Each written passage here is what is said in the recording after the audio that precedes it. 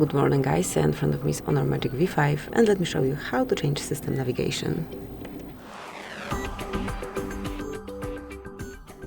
First, open the settings. As you can see now, let's take a look at first. We've got button navigation and here is back button.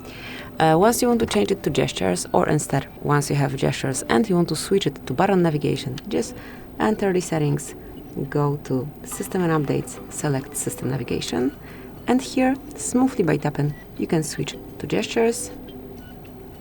Here you've got kind of instruction, swipe left, swipe right, slide up.